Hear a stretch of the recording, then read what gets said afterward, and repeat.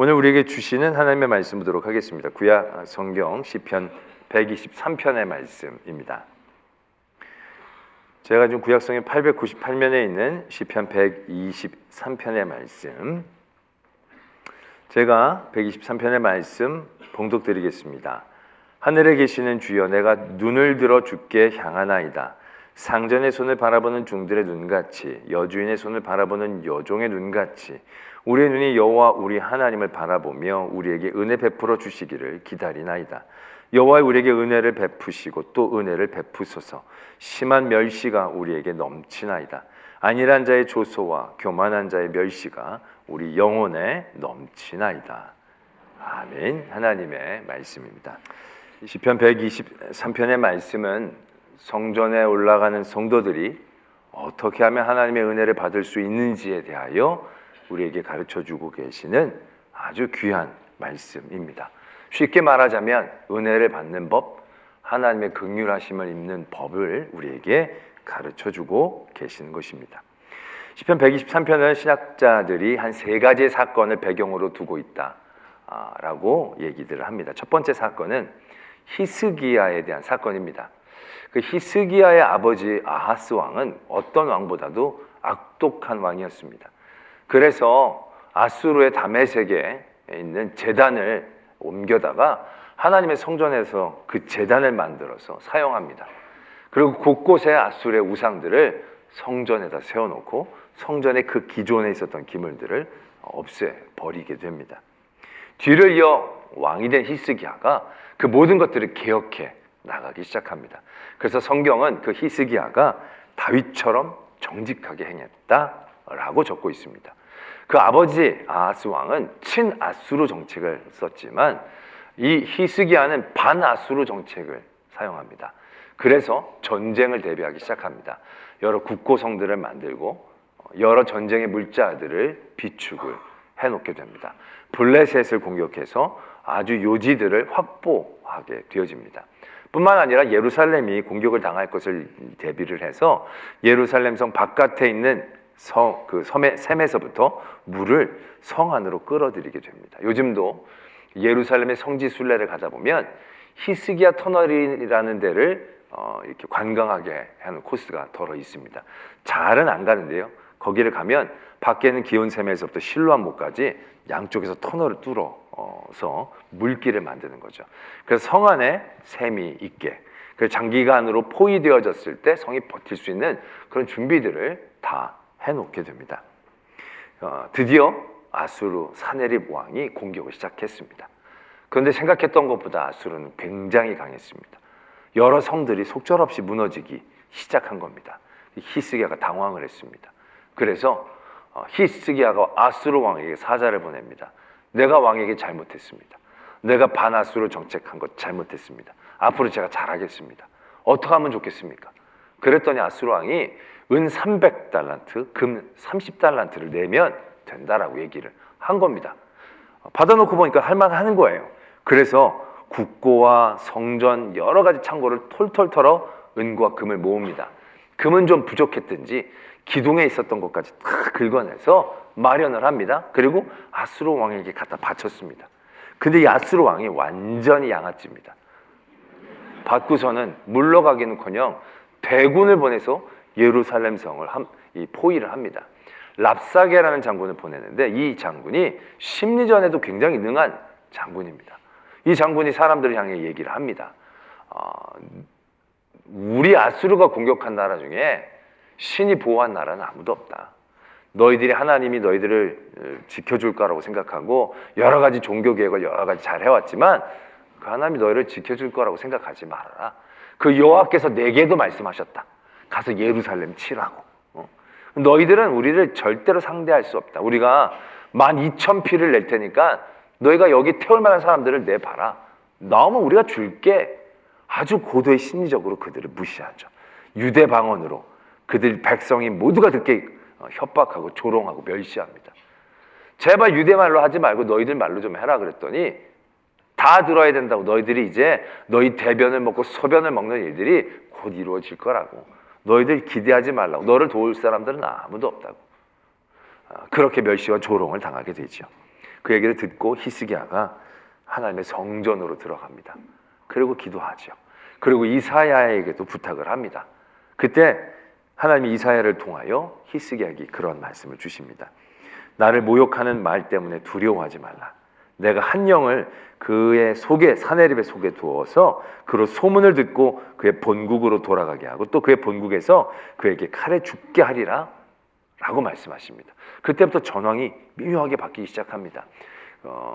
둘러싸고 있던 랍사게 이 장군이 사내립이 림나에서 고전하고 있다는 얘기를 듣는 거죠. 그리고 구스의 왕이 원군을 데리고 올라온다라는 얘기를 듣게 됩니다. 그래서 일단 철수를 하게 되죠. 그냥 철수하지 않습니다. 편지를 보내서 너희도 우리가 간다고 이겼다고 생각하면 큰 오산이야. 반드시 돌아온다. 그 어떤 신도 자기의 민족을 아수르에게서 구원해낸 사람은 없어. 아주 더 그들에게 모멸감을 주는 편지를 보내며 물러가게 되어집니다. 히스기야가 그 편지를 여호와의 전에 앞에 놓고 다시금 기도하게 됩니다.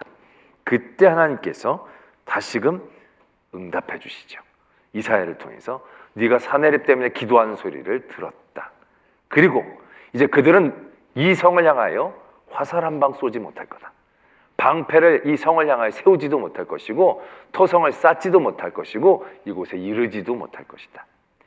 결국 하나님의 말씀대로 그 아수르 군대 18만 5천 명이 하루아침에 변을 당하는 일이 생기게 된 것입니다. 히스기야가 언제 승리를 거뒀습니까? 언제 응답을 받았습니까? 그가 준비를 많이 했다고 응답을 받은 겁니까? 그가 전략을 잘 짰기 때문에 버틸 수 있었던 것입니까? 그가 애써서 은을 모으고 금을 모아서 갖다 줄 때 해결될 줄 알았지만 절대 해결이 되지 않았어요. 그런데 언제 승리를 거둔 겁니까? 언제 하나님의 은혜를 입은 겁니까? 준비되었을 때, 깨어있을 때, 스스로 노력할 때 이런 종류의 얘기가 아니죠. 하나님 앞에 무릎 꿇었을 때, 하나님 앞에 부르짖었을 때 그때 승리를 얻게 되어진 겁니다. 오늘 시편 123편의 말씀, 우리에게 그 길을 가르쳐주고 계신다라는 얘기죠. 너희가 언제 은혜를 입을 수 있느냐, 언제 긍휼을 얻을 수 있느냐, 다른 때가 아니라는 겁니다. 주님을 바라볼 때, 주님 앞에 무릎을 꿇을 때, 이때 응답을 받는 거라는 사실에 대해서 분명히 기억해야 한다라는 얘기죠. 그러나 우리는 어떻습니까? 지금도 하나님의 성전을 나오며 우리의 모든 문제와 어려움 가운데에 뭔가 해결을 바라는 마음들 가운데 우리는 끊임없이 우리 안에 아직 캐낼 수 있는 은 300달란트, 근 30달란트를 의지하고 어떻게든 안에서 해결하려고 하는 그런 미련들이 남아 있지는 않습니까?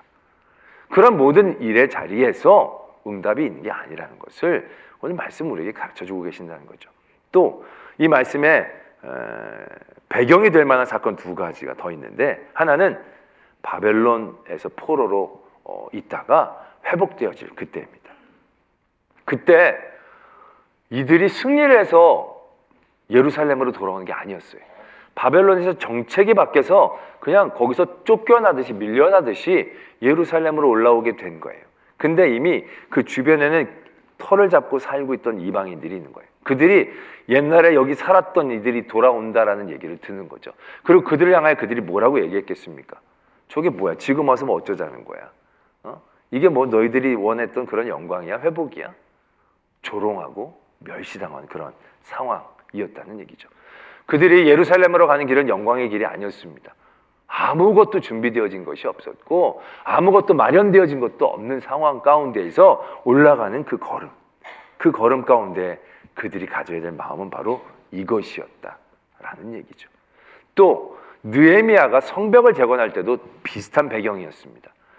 그들이 힘겹게 그곳에 살면서 폐허가 된 예루살렘 성을 둘 수가 없어서 모두가 성벽을 재건하러 갈 때 그 주변에 이미 강력한 세력을 갖고 있었던 이방인들, 산발랏과 도비앗 같은 사람들이 그들을 위협하고 조롱하고 멸시합니다.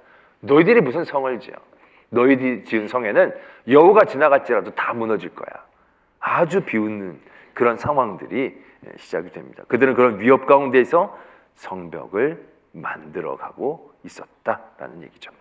그럴 때 그들이 어떻게 하나님의 은혜를 입을 수 있느냐, 어떠한 마음과 어떠한 눈으로 하나님을 바라보아야 하느냐, 말씀 분명히 이렇게 적고 계신다는 거죠.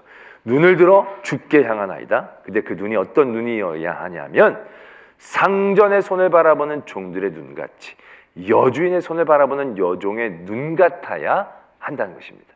이게 무슨 말이냐면 지금 상전의 손을 바라보는 종의 눈은 상전의 어떤 지시를 바라는 그 눈입니다. 종이 밭일을 열심히 하고 너무너무 피곤해서 집에 돌아옵니다. 집에 돌아오는데 너무 피곤해서 바로 무슨 일을 할 수 있는 힘이 없어. 주인에게 좀 칭찬과 긍휼을 얻기를 원해요. 그럴 때 이 종이 어떤 눈빛을 가져야 할 것이라고 생각하십니까?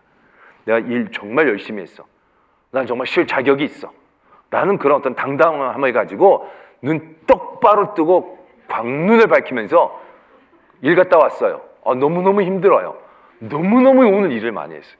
너무너무 힘들어. 어떻게 해요? 만약에 이랬다면 주인이 어떻게 하겠습니까? 그래서 날 들어 눈 깔어. 빨리 가서 일해. 이러한 수순이 당연히 이어질 것입니다. 그러면 주인의 은혜를 또 어떻게 간구 얻어낼 수 있을까요? 예쁜 눈을 뜨면 주인이 나를 이쁘게 볼까요? 열심히 일하다가 와가지고 주인을 바라보면서 난 너무 열심히 일했죠. 힘들었죠. 예쁘지. 이런 식으로 얘기하면 주인이 꼴보기 싫다고 나가라고. 자식도 아닌 게 왜 이렇게 치근덕대냐고. 나가라고. 안 시킬 일까지도 시키게 될 것입니다. 그렇다면 그 상전의 손을 바라보는 은혜를 얻을 수 있는 종의 눈은 어떠한 눈이어야 하겠습니까? 긍휼함을 입을 수 있는 눈이어야 한다는 거죠. 불쌍히 여길 수 있는 눈이어야 된다. 내가 뭘 잘했다는 것을 내세우는 눈이 아니고 예쁘게 봐달라는 눈이 아니라 너무너무 힘들어요. 더 이상 일할 수 있는 여력이 별로 안 남아있는데 조금만 쉬었다가 하면 안 되겠습니까? 많이 쉬는 것도 아니고 아주 조금만 쉬었다가 일하면 안 되겠습니까? 아주 그냥 눈물이 크렁크렁 일 갔다 왔어요. 뭘 하면 되죠? 말씀해 주세요. 그럼 종이 이거 다 죽어가네. 야야야 됐다 좀 쉬었다가 해라 라고 얘기를 들을 수 있지 않겠냐라는 얘기죠. 오늘 그러한 처절한 삶의 자리에 있었던 그들이 하나님 앞에 은혜를 받을 수 있는 방법, 응답을 받을 수 있는 길, 그건 내가 뭘 잘했다라고 얘기하는 눈빛이 아니어야 한다는 거죠. 포로에서 귀환하는 그 눈빛이 우리는 올라갑니다.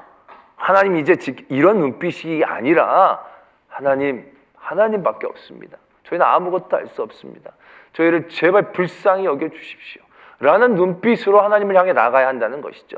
성벽을 재건할 때 많은 위협과 멸시와 조롱 가운데에서도 우리가 하나님 앞에 은혜를 입을 수 있는 길은 하나님 내가 성벽 재건하는데 왜 이렇습니까? 이런 게 아니라 하나님 우리는 정말 죄를 많이 했고 아무것도 아닌데 우리를 이렇게 도와주시지 않으면 안 됩니다.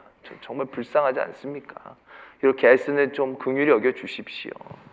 결국 그러한 마음과 눈으로 하나님을 바라보아야 은혜를 받을 수 있다는 것을 우리에게 가르쳐 주고 계신다라는 얘기죠. 그러나 우리가 이 상황 가운데서 눈여겨보아야 할 게 있습니다. 아까 히스기야의 상황은 이게 더 이해하기가 쉽죠. 왜? 강력한 적이 나를 포위하고 나를 조롱할 때 솔직히 하나님 앞에 긍휼하심을 구할 수 있는 길밖에 없는 거죠. 그런데 그게 아니라 포로로 귀환하거나 성벽을 재건할 때 그들을 멸시하고 조롱하는 상대들은 어떻게 보면 해볼 만한 상대예요. 여기서 보면 은혜를 베푸셔서 얘기를 하면서 심한 공격과 강한 대적을 얘기하는 게 아니라 멸시를 얘기하고 있는 거예요. 우리가 이 멸시와 조속 가운데에서 제일 처음으로 나올 수 있는 마음은 솔직히 하나님 앞에 긍휼을 원하는 마음이 아닐 때가 많아요. 분노와 억울함일 때가 많은 거죠. 우리는 멸시를 당할 때 그런 생각을 할 때가 많아요. 하나님, 쟤보다는 내가 의인인데 왜 쟤네는 저렇게 편하고 우리는 이렇게 고생을 합니까? 내가 딴 사람이 나를 욕하는 건 참아도 저들이 날 욕하는 건 정말 못 견디겠습니다. 너무 억울해요. 왜 내가 저런 사람들한테 욕을 먹어야 돼요? 내가 왜 저런 사람들한테 손가락질을 받아야 돼요? 내가 뭘 그렇게 저 사람보다 잘못했다고? 내가 왜 멸시와 조서를 저런 인간들한테 받아야 합니까? 저 이방인들 하나님 잘 섬기는 게 아니라 하나님 배역하는 저들인데 우리가 저들보다 낫지 않습니까? 그런데 왜 우리가 저들에게 저런 손가락질과 멸시와 조롱을 받아야 합니까? 이런 멸시와 조소 앞에 우리들이 처음으로 하나님의 응답을 바랄 수 있는 마음은 긍휼히 여김을 받을 수 있는 그런 눈이 아닐 거예요. 우리의 눈은 분노로 차기 쉬울 거예요. 우리의 눈은 억울함으로 차 있기 쉬울 거예요. 그러면 하나님을 바라보며 분노에 찬 눈으로 하나님 왜 이러십니까? 너무 억울한 눈으로 하나님 억울합니다 라고 얘기하기 쉽다라는 거예요. 그러나 여러분, 우리가 하나님의 은혜를 원할 때 이 은혜의 뜻을 정확히 알아야 합니다. 이 은혜는요, 원어적인 뜻으로는 우리가 더 이해하기 쉽게는 긍휼에 가깝습니다. 사회적 약자들에게 자발적으로 우러나는 불쌍히 여기는 마음과 필요한 것들을 충족시켜주고 실제적으로 무조건적인 도움을 주는 행위들을 의미한다는 거예요. 그러니까 지금 내가 은혜를 받을 사람인데 내가 은혜를 받을 어떠한 자격도 조건도 없다라는 얘기예요. 그냥 무시해도 되는 존재예요. 그냥 버려둬도 되는 존재예요. 근데 하나님께서 내게 그러한 것들을 위로하시고 채워주시는 것들을 내가 바라는 은혜라고 얘기하는 거예요. 그런데 거기에 분노가, 억울함이 있다는 것은요, 내가 뭔가 은혜 받을 조그만 자격이라도 있다라고 생각하고 있는 커다란 오해예요. 여러분, 뭐가 그렇게 억울하십니까? 이스라엘 민족이 이방 민족에 대비하여 되게 억울한 마음을 가질 수 있었을 거예요. 뭐가 억울한 겁니까 도대체? 그럼 그들은 그러한 하나님의 징계를 받을 아무런 이유가 없었다는 얘기입니까? 저들이 내가 보기에 나보다 죄가 많다고 저들이 더 큰 벌을 받아야 한다는 것은 내 생각인 거예요. 죄는 하나님과 나의 죄로 통하여 하나님이 내게 주시는 반응이고 대응인 것이지 이 사람과 비교해서 주어지는 게 아니에요. 내가 죄를 졌는데 다른 사람들이 더 많은 죄를 졌다고 내가 죄가 사해지는 게 아니에요. 나는 죄를 안 졌는데 다른 사람들이 다 의로워졌다고 내가 죄인이 되는 게 아니에요. 아주 작은 죄라 할지라도 내가 하나님 앞에 지은 죄는 하나님과 나의 관계에서 해결이 되어지는 거죠. 내가 하나님께 죄를 졌지 이 사람한테 죄를 진 게 아니에요. 그렇기 때문에 이 사람이 더 죄가 많은데 내가 저 사람보다 더 의로운데 억울할 게 없는 얘기예요. 저 사람들은 또 저 사람들의 죄의 몫으로 하나님의 징계가 있는 거고, 지금 나보다 이 사람이 편하다고 덜 죄인 덜 의인 아니라는 얘기예요. 억울해하지 말라라는 얘기예요. 그 억울함의 어리석음을 깨달아야 한다는 거예요. 우리가 당하는 모든 삶의 멸시와 조소의 자리는 절대로 억울한 자리가 아니에요. 그렇기 때문에 우리가 그 자리에서 억울한 눈으로 하나님 왜 나한테만 이러세요? 그렇게 얘기하면 안 된다는 거예요. 그 자리에서도 우리가 긍휼을 얻으려면요, 지혜롭게 깨어 있어야 하는 거예요. 지금 우리의 문제를 해결하실 수 있는 분은 하나님 한 분밖에 안 계신 건데, 그분에게 우리가 가져야 될 바른 마음은 나는 아무것도 아닙니다. 난 진짜 죄인입니다. 그 하나님 너무 불쌍하지 않습니까? 나를 좀 긍휼히 여겨주시면 안 되겠습니까? 바로 그 길만이다라는 것을 깨달아야 한다는 거죠. 분노가 치밀어 오르십니까? 무엇에 대한 분노입니까? 어디에 대한 분노입니까? 이스라엘 민족이 지금 내가 이렇게 성벽을 짓는데 왜 이렇게 우리가 멸시를 받아야 됩니까? 화를 낸다면 그 누구에 대한 화입니까? 하나님에 대한 화입니까? 말도 안 되지 않습니까? 왜 하나님한테 화를 내요? 화를 내실 분은 하나님이시지. 우리가 하나님 앞에 화낼 자격도 능력도 전혀 없는데 뭘 그렇게 잘했다고 하나님 앞에 우리가 화를 낼 수 있겠습니까? 우리가 그 분노를 느끼는 그 자리에서도, 많은 멸시와 조석 가운데 너무 억울해서 화가 나는 그 자리에서도 우리가 응답받고 은혜를 받을 수 있는 길은 하나님을 상전의 손을 바라보는 종의 눈으로 바라봐야 하는 겁니다. 그 길만이 은혜를 베풀고 은혜를 베푸실 수 있는 시작이 되어지는 자리다라는 것을 분명히 아셔야 된다는 거예요. 히스기야가 전쟁에선 이겼는데 병에 바로 걸려서 죽게 됩니다. 하나님이 이사야를 보내서 너 이제 곧 죽는다. 죽음을 준비해라. 은혜를 베풀어 주시는 거예요. 죽을 때를 알게 해주시는 거 얼마나 큰 은혜입니까? 잘 정리해라. 그랬더니 히스기야가 너무 하나님 앞에 간절히 기도하는 겁니다. 이렇게 기도를 합니다. 하나님, 제발 저를 긍휼히 여겨주시고 내가 주님께 했던 진실과 전심으로 주 앞에 행하며 주께서 보시기에 선하게 행한 것을 기억하옵소서. 히스기야가 심히 통곡을 하면서 하나님 앞에 기도하는 거예요. 진실과 전심, 선하게 행한 것. 솔직히 히스기야는 그렇게 얘기할 만한 자격이 있어요. 정말로 그렇게 살아왔다고 말씀이 적어주고 계시거든요. 그때 하나님께서 이사야를 다시 되돌려 주십니다. 야, 히스기야한테 가서 이렇게 얘기하라. 근데 하나님이 어떻게 히스기야에게 이렇게 말씀하시게 하셨냐면, 여호와의 말씀이 내가 여호와가 너의 기도를 들었고 너의 눈물을 보았노라. 내가 너를 낫게 하리니 내가 3일 만에 여호와의 성전에 올라가겠고. 하나님께서 히스기야를 이제 부르시려고 하다가 마음을 돌이키셨어요. 그 돌이키신 이유가 그의 눈물을 보았다는 얘기예요. 지금 히스기야는 내가 얼마나 진심과 전심으로 성하게 하나님 앞에 잘한 것 좀 기억해 달라고 얘기합니다. 근데 하나님 그 잘한 것이 하나님에겐 그렇게 탁월한 게 아니에요. 하나님이 이미 정하시고 그에게 주신 복과 은혜는 족한 건데 그것을 더 주실 만한 그런 제목이 되는 건 아니라는 거예요.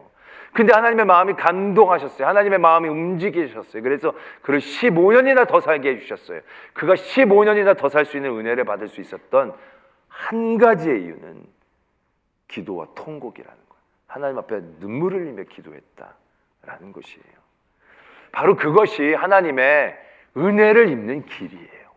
응답을 받는 길이에요. 긍휼을 얻는 유일한 길이다라는 것이에요. 그렇다고 한다면 우린 이 자리에서도 주의 깊게 바라보아야 할 게 있어요. 지금은 밖에서 나를 조롱하고 나를 비웃는 많은 일들에 대한 내 분노, 억울함, 그런 것들을 긍휼하심을 얻기 위한 그 눈을 지켜내는 것으로 이겨내야 하는데, 솔직히 우리 삶의 자리에서 이런 멸시, 조롱을 받는 일보다도 더 위험한 자리가 있어요. 상전이 주의 손을 바라보는 그 눈빛을 상실하게 하는 위험성이 있어요. 그게 바로 뭐냐면 내 안에 있는 안일함과 내 안에 있는 교만이에요. 히스기야가 아수르 왕이 처음 쳐들어왔었을 때 은 300, 금 30달란트를 준비합니다. 솔직히 그때부터 하나님 앞에 눈물로 메어 달려야 했던 것입니다. 그런데 안일했어요. 이 정도는 내가 할 만한 거예요. 충분히 이 정도는 내가 모아서 평화롭게 일을 잘 정리할 수 있을 것 같아 보이는 거예요. 외교적으로 해결할 수 있을 것 같아 보이는 거예요. 내가 여태까지 준비한 것들을 어느 정도 버틸 수 있다라고 생각한 거예요. 그런 안일한 마음이 상전의 손을 바라보는 그러한 종의 눈빛을 가지지 못하게 하는 거예요. 그렇게 하나님, 나는 아무것도 아니에요. 나를 도와주셔야 합니다. 지금 이러시면 안 됩니다. 나를 제발 불쌍히 여겨 주십시오라고 그때부터 했었어야 됩니다. 근데 그 안일함이 그 눈을 갖지를 못하게 하는 거죠. 나중에 히스기야가 병에서 낫게 됩니다. 낫게 되었을 때 바벨론의 사자들이 축하를 하러 오죠. 그때 히스기야가 역대하에는 그렇게 적고 있습니다. 교만해졌다는 거예요. 그들이 왔을 때에도 그들은, 이 히스기야는 그 상전의 손을 바라보는 눈빛으로 하나님 앞에 감사했어야 했어요. 그리고 그 영광을 하나님 앞에 돌렸어야 했어요. 그런데 이 히스기야는 바벨론 사자들의 손을 잡고 자기 곡간을 보여주고 성전을 보여주면서 이게 내가 잘했던 거다, 내가 은혜를 받았던 거다, 내가 충성했더니 하나님이 이렇게 주셨다, 내가 이렇게 많다, 자랑하기 시작하는 거예요. 그때 내가 자신감 있는 눈, 하나님의 복받을 자격 있는 눈을 갖는 게 아니라 상전의 손을 바라보는 종의 눈으로 그 일들을 바라보았어야 했다는 얘기죠. 근데 그 교만함이 그 눈을 갖지 못하게 했다는 사실이죠. 오늘 시편 123편 성전에 올라가면서 하늘에 계신 하나님을 눈을 향하여 바라볼 때 그 눈빛이 어떤 눈빛이 되어져야 하는지, 종이 상전의 손을 바라보는 그 간절한 긍휼의 눈빛으로 바라보아야 하는데, 우리는 분노와 억울함으로 또 안일함과 교만함으로 하나님 앞에 나오지, 그런 눈으로 나오지 못하는 경우들이 얼마나 많은지 바라보아야 한다는 거죠. 여러분들 오늘 교회 올 때 여러분들은 어떠한 눈을 가지고 하나님 앞에 나오신 것입니까? 아무 생각 없이 나오신 거죠. 눈에 초점이 없죠. 그냥 발이 움직여서 온 거죠. 그럼 예배에서 뭘 여러분들이 얻어내시겠습니까? 여러분들은 아무것도 지금 목적도 없이 방황함에 앉아 있는 거예요. 우리의 삶은요, 어제까지 은혜로 산 거고 오늘도 은혜 없이는 살 수 없는 거예요. 그 은혜 없이 살 수 없는 우리의 삶의 자리에서 성전을 향하여 나아가는 우리의 눈은 하나님, 내가 일주일 잘 살았잖아요. 내가 전교회 수련회도 갔다 왔잖아요. 오늘 은혜 주셔야 되는 거 아니겠습니까? 광눈을 뜨면서 껌뻑껌뻑거리지 말라라는 얘기. 눈 깔으라는 얘기예요. 눈 깔으라는 얘기예요. 어디 눈을 그렇게 치켜뜨고 뭘 그렇게 잘했다고, 잘했으면 얼마나 잘했다고 그렇게 쳐다보시냐는 거예요. 여러분들이 얼마나 예쁜 짓을 많이 했는지 모르겠지만 여러분들의 예쁜 짓으로 여러분들이 뭘 받을 수 있는 거리가 생긴다고 생각하십니까? 여러분들의 예쁜 짓은 여러분들이 한 못된 짓과 서로 계산해 보면요, 남는 게 아무것도 없는 거예요. 그런데 무슨 예쁜 짓으로 먹고 살려고 그러시냐는 거예요. 그러한 눈으로는 절대로 아무것도 얻지를 못해요. 우리의 눈은 늘 하나님을 향한 그런 간절함이어야 돼요. 긍휼히 여기심을 얻기 위한 그런 마음으로 주님께 나와야 은혜를 받을 수 있는 거예요. 우리가 하나님 앞에 마음을 감동시킬 수 있는 것은 예쁜 짓이 아니라, 선한 짓이 아니라, 의로운 짓이 아니라 눈물이 되어진다는 얘기죠. 우리가 그런데 그럴 때 이런 때가 있어요. 막 울었는데도 응답이 안 될 때. 그럼 우리가 이렇게 얘기할 때가 있어요. 그렇게 울었는데 왜 안 되냐고. 얼마나 더 울어야 되냐고. 그거 잘못된 울음이에요. 다윗이 범죄한 다음에 아이가 났어요. 근데 아이가 병에 걸려 죽게 됩니다.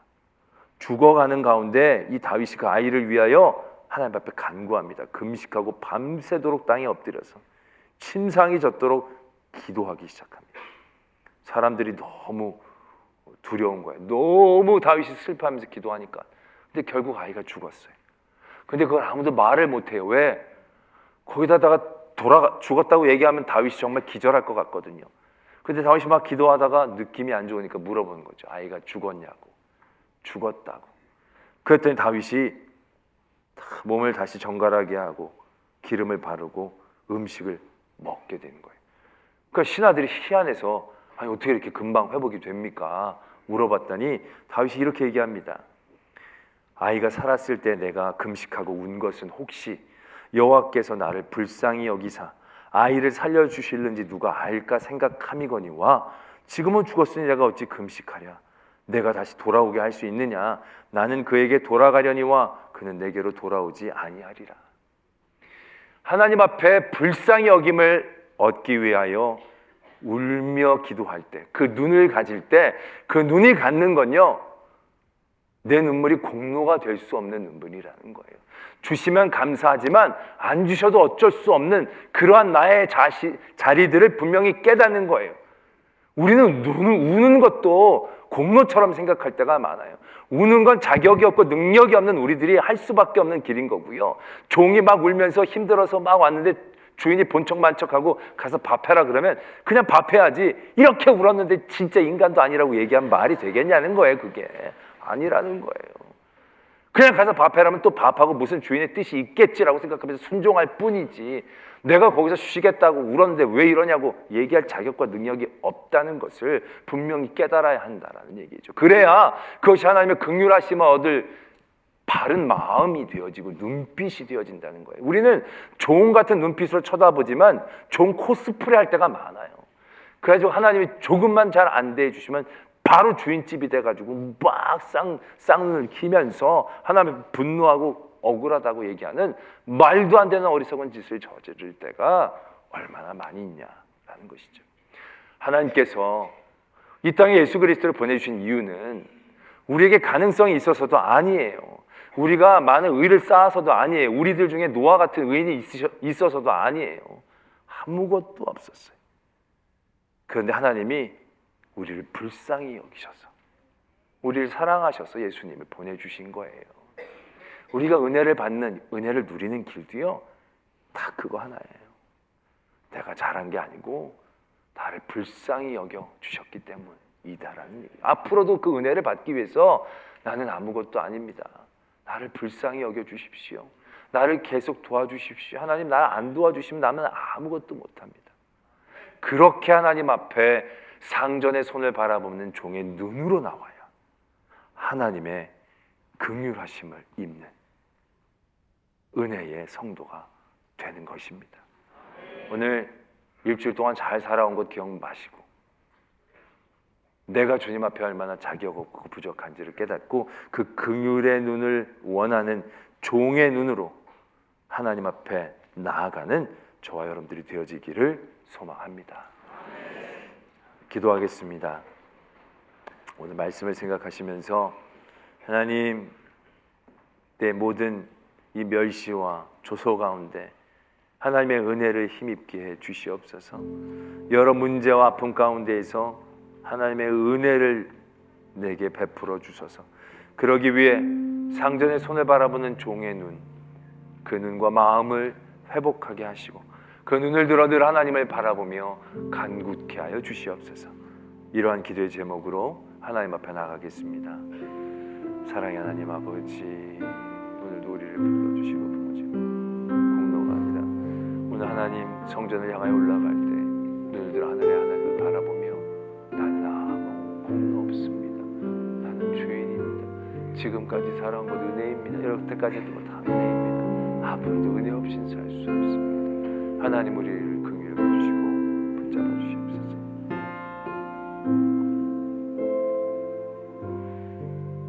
하나님을 향하여 나아가는 우리들의 마음과 눈을 보게 해 주시옵소서. 하늘에 계신 하나님을 바라볼 때에 우리의 눈은 하나님, 나는 아무 공로 없습니다. 나는 아무 잘한 것도 없습니다. 살아온 것이 은혜이기에 앞으로도 은혜만 바랄 뿐입니다. 상전을 손에 바라보는 종의 눈과 마음으로 늘 하나님의 긍휼하심을 바라며 그 긍휼하심 가운데 살아 승리하는 성도 되게 하여 주시옵소서. 믿사오며 예수 그리스도의 이름으로 기도드립니다. 아멘.